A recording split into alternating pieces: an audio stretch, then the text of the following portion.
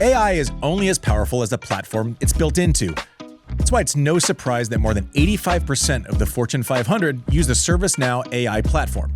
While other platforms duct tape tools together, ServiceNow seamlessly unifies people, data, workflows, and AI, connecting every corner of your business. And with AI agents working together autonomously, anyone in any department can focus on the work that matters most. Learn how ServiceNow puts AI to work for people at ServiceNow.com.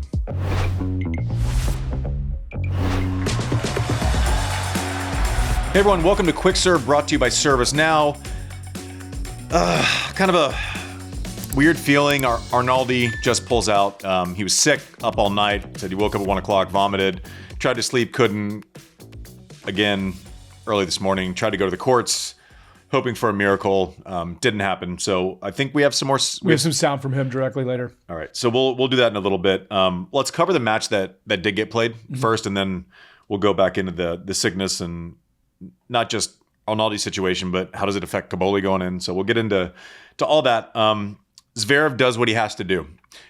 I think one of my favorite things about the match, and we'll get into the matchup and the specifics and what Menšík could have done and all that. When Zverev won, no relief. One goal. Just laser focused. One goal, fist pump, barely a smile, like a racket thing at the end, but like business. I know what I'm here to do. Like there was exactly one acceptable result for me. We've been saying it. He acted like it. Like he won. It wasn't like this, I can't believe it. He's like, no, I can believe it, and I'm here to do work. I thought it was like an extremely workmanlike performance. I don't think Menšík played that well. I don't think his strategy was great. It seemed to me like he was looking to get out of any prolonged rallies, but even in the first set, he was hitting a drop shot early. He was serving and volleying a ton, which we don't see from him.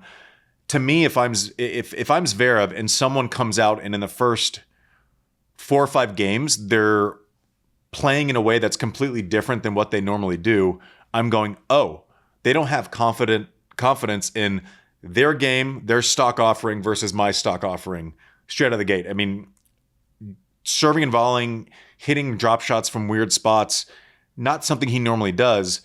I get those adjustments if you're down a set and a half. Like you have to change something to create some rhythm. Straight out of the gate, kind of, it almost felt like it was a desperate adjustment, but it wasn't an adjustment to anything, right? It was like it was just the way that he was playing. So I was kind of underwhelmed with the way that he played after being completely overwhelmed with the way that he played against Fonseca. How much of it is there a possibility of a hangover and just, big lights, big moment? Yeah, but stress, or do you think it was just? Yeah, but okay. Even if it is, that's at a certain point when we're playing semis of majors, I listen. I understand that. I also don't have much sympathy for it.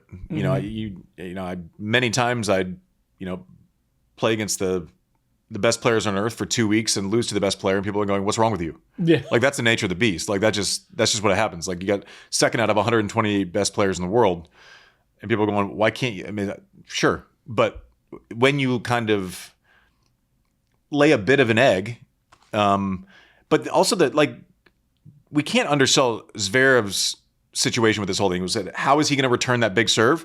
He didn't really do it. He had a couple of really good looks at break points early in that first set, and it feels like once Zverev survived that, then he kind of looked like Zverev a little bit more. But it was a little choppy early. He rolled over a couple forehands, like it wasn't.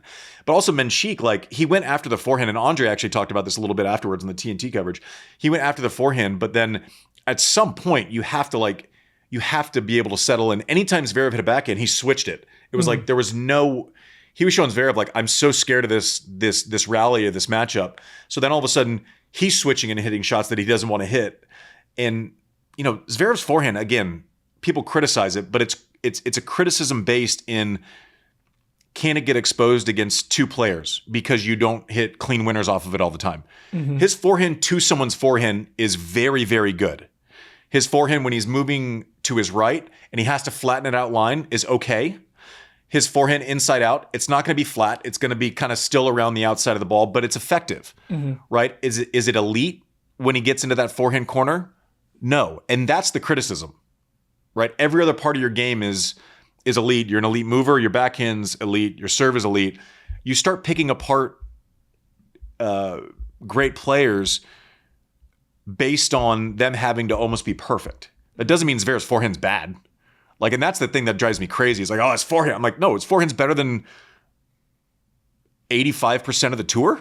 I mean, he hit 15 forehand winners Yeah. versus Menšík's 4. If he can get away with bullying someone else's forehand corner, Yeah. he's in business. Because he likes that he big swing, comes around the outside of the ball, and if he can sweep it to their forehand, and they're either trying to pinch it to his backhand, or he can then create space and take time to where, therefore, then the traffic comes back to his backhand, he's in business. He's in business. And he was able to get that pattern all the time, and all Menšík was trying to do was get out of something way too early. Like, I understand having to like pepper the forehand, but not immediately all the time. Right. And he was hitting drop shots that didn't make any sense. You know, they were saying like he's trying to bring Zverev in. I don't think that's really a strategy. I think he was just not wanting to get into those extended kind of painful rallies where he felt like he was getting pinned by Zverev's backhand. Can I read you a serve stat Yeah. real quick? It's just he served 71% in the first set, and then by the fourth set he was 84%. Yeah. You know, what does that tell you about what he was doing, but also then what he was able to do to Menšík? Well, what he's done, he's started off the last 3 matches. The first 6-7 games, it's been a little choppy. Like, he got broken against De Jong, he got broken the next round, then today Menšík should have broken him. When he gets that first set, then he's looking like the best player in the tournament, right? So what that tells me is like Cobolli needs a big start, almost more than Zverev does, I think, in this final. Interesting. And to your point, the serving stats, he was serving in the 60s for most of the first set, had a nice little run at the end, and then the rest of it he was unconscious. Like once he got downhill, it was tough. But I mean, as well as Menšík returned against Fonseca, he was extended. Menšík's a very good returner when he can get a swing on it. He's not one of those punchy returners like a Murray where you're fully extended and you can get neutral off of like a chip return, or like a Roger was great at it too.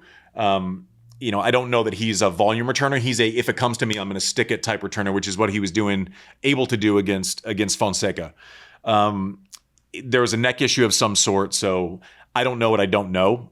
Maybe that was bothering him to the point where he couldn't hit certain shots, so therefore he was trying to get out of rallies, right? The player knows. Interesting. Yeah, because he knows his body. So it could be a strategic mishap, or he could know, I'm compromised. I can't look all the way left.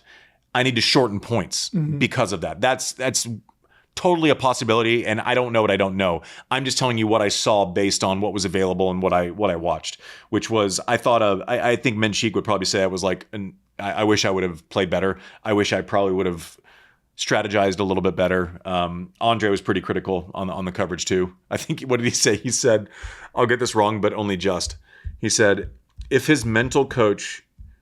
flew his mental coach here first class, he should fly him home coach. Andre, by the way, not a lot of fucks given. My guy.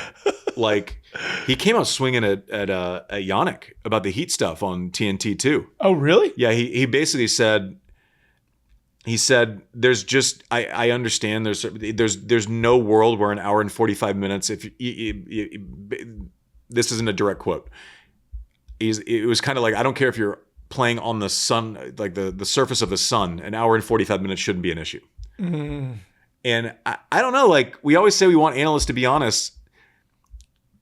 Andre's coach is coaching Jannik. Like, there's some, he loves Darren Cahill. Like, Darren Cahill loves him. I like the honesty. Like, and it takes someone with the pedigree of Andre to, like, it's not like, he's not saying it for clicks.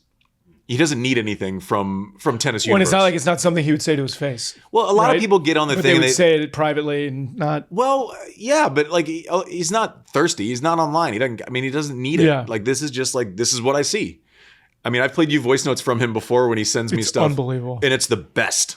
Like, when he gets on one, but it's like raw. I mean, it's just, anyway, I appreciate it because like all of a sudden he shows up for the coverage and I'm leaning forward. I'm going, there's going to be something said here. Yeah. It's not the same, basic shit. I mean, I was like, I'm into it. I like it. And I always kind of learn something or I'm going, ooh. Yeah. I mean, it was a little punchy. Zverev is doing a great job of managing this tournament. Mm-hmm. All eyes on him. As soon as, Sinner's out, it all falls on him. Carnage all around him. He realizes the opportunity. It reminds me a little bit. It's not the same because going for your first slam versus trying to win your French Open after you've won a bunch of slams. But Nadal goes out in 2009. Federer hasn't won the French Open. This is my shot. Mm-hmm. I don't have to go through Rafa and beat Del Potro in a fight, like grinded through some matches and got the job done. But I'm guessing that would have probably been one of his nervier tournaments, right? Because this is like the look at the basket.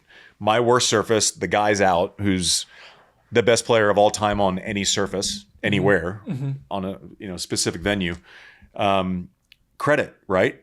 Like he still has to get one more, and each round that he makes it further, it kind of compounds the pressure, right? Like you tell him a month ago you're going to play Cobolli in the finals of the French Open. I love Cobolli. I think he's a great player.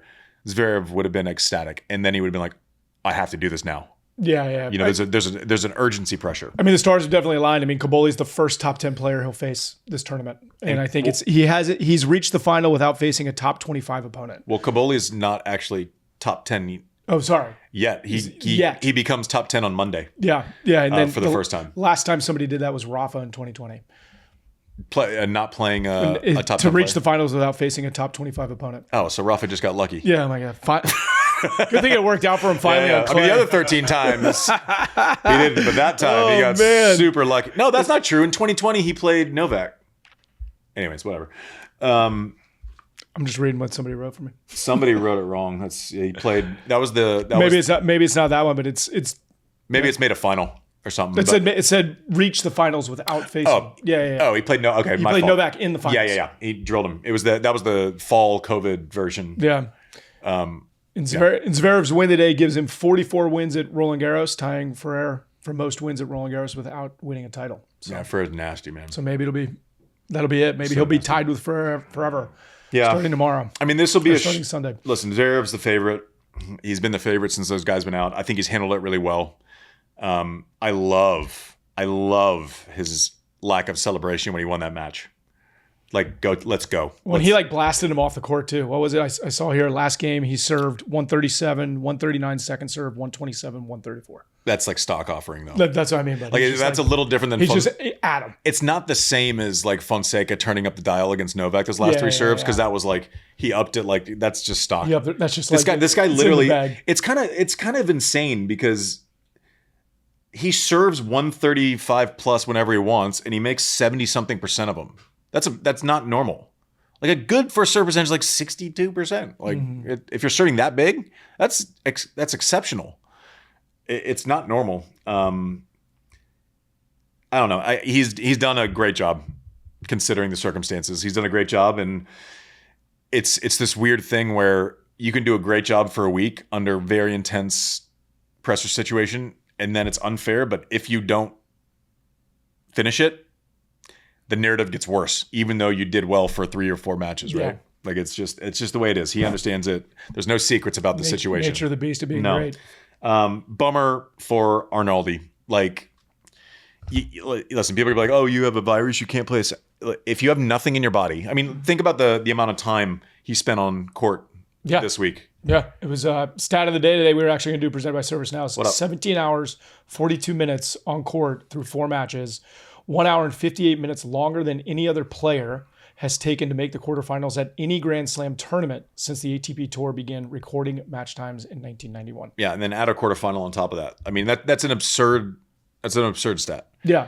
And I'm not a doctor, right? I don't know what happened. All I know is that if your body is run down, fatigued, extreme stress, what are you more susceptible to? Viruses. Sickness. Your body's run down, it reacts a certain way. Is it just paying the bill? Is it unlucky? I don't know. All of it makes sense. Yeah. Right. And also you cannot have nothing in your system and not sleep and then expect to win. It's not just about today. Because he can't get through today. He's going to have to put in 4 or 5 more hours. Like, you can't do it if you don't have any food in your body. Like, it's just it's not normal. But then if he does, your body, think about when you get sick and you're vomiting. You don't feel great 3 days later. No. Right? And you're not playing 5-set matches. You're already depleted. So let's go to the press conference and hear. He'll describe exactly what he was feeling. I did everything I had to do and I was feeling fine. And then I had dinner. I started to feel so with my stomach. I was like, all right, I just didn't digest very well. But then I woke up at 1 a.m. and I started vomiting and I wasn't like feeling the best. Then I tried to sleep. I couldn't sleep at all. And at 6, 7 a.m. I vomited again. And this time was pretty bad. We called the doctor in the room. He came, gave me some stuff. And I was hoping that it would just be something from dinner or something like that. But then throughout the day, I couldn't eat. Every time I would eat something or would drink, I would go back to the bathroom. So it's tough. It's tough because for how the tournament was, for how many hours I spent on court, I was feeling actually very good, and have to withdraw from the first slam semi-final is not something that you wish to anybody. And I tried to get ready and try to stay as much as I could here and try to see if I could go on court. But every time I get up, I feel dizzy and I don't feel like the best. And I still I'm pretty sure if I eat again, I'm not gonna feel like good. So that was the right decision for me to take. So, I mean, what's your take on that, right? Like, he's like, it was my decision to make, and it's the right decision to make. I mean, you've played sick before, and then had the at this very tournament. Yeah. You know? I played. I don't know that I've ever talked about this, but I played Todd Martin, first round 04, 2 seed, same exact thing as Arnaldi. Like, I was up all night, vomiting. It got the best of me. The difference was, like, Todd, I knew was going to come in. He was going to shorten the points. He didn't know that I was sick. I thought, like, I can maybe serve and get through it and play short points and kind of fake it.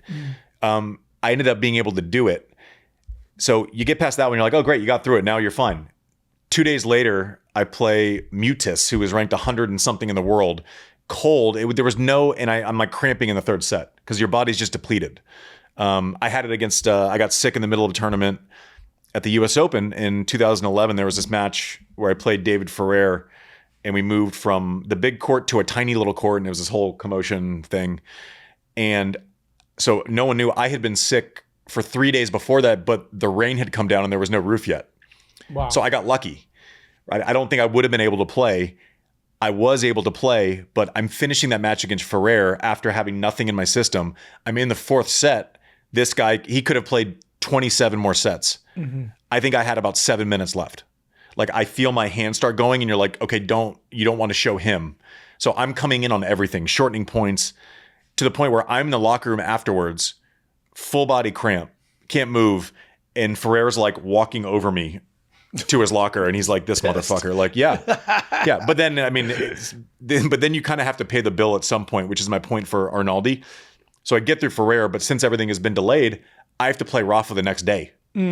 Like, my body's dead. I lost 1, 2, and 3. I mean, it was a beating, and I don't think it was that close. Yeah. And the point is, like, you can outrun it if it's one match, maybe. If it's 2 high stakes, it just you can't make your body do what it can't do. Yeah, and right. It's extra devastating for somebody, first him time, ranked outside the top 100 entering this. Like, this is an all-time, career run for him, and then to not go out on your shield, right, against a fellow countryman is a shame. And Cobolli even said, he's like, I almost cried. Mm-hmm. I was completely sad for him, but I'm really happy for the result I've had this week. And he's earned it one way or the other to be in this this final. Yeah, listen, you can only control the controllables. Mm-hmm. They didn't play anyone that tournament.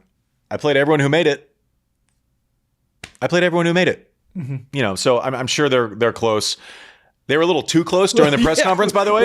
Why are you wheeling this dude out into like a public space? I'm like, wait, you were vomiting all night. And they weren't close. They were 10 or 12 feet apart. I mean, you were more offended by it than I was, but like, I mean, a lot of people on the desk were offended by it. Like John was writing, he's like, why are we all in a room with the guy who has a virus?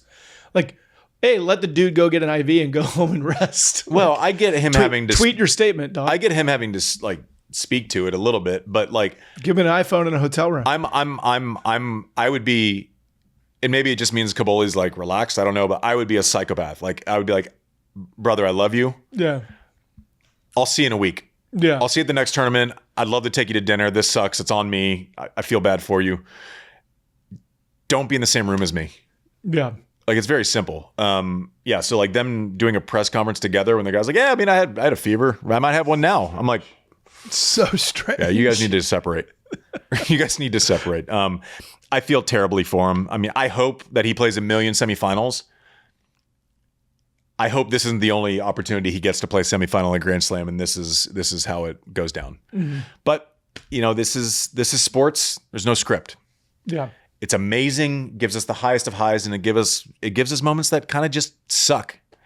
You know, how do you analyze someone vomiting? Like, you can't go. Like, you don't. If anyone's like, oh, he could take the court. No. I mean, it wasn't even that. I think he was just talking about in general, like physically, like it wasn't even just vomiting, right? It's like, how are you supposed to? I mean, we've had enough people talking about shitting their pants during this tournament. #Gio. Like, it's if you can't go out there and even take on. No, he goes, you can't take on liquids. Like, it's not safe to go out there. He said, I don't think I can drink right now. Like, you can't play a match without drinking, without being hydrated. Yeah, especially when you don't have any, like, what you eat for 36 hours going in, it all plays a part. Interesting. Like a little tiny part. All of these little things have to go right for you to feel okay. So that stinks. We did a quick preview of the women's final on yesterday's show. Mm-hmm. So go back and watch that. I'm looking forward to that match. I think it's just a fairy tale story.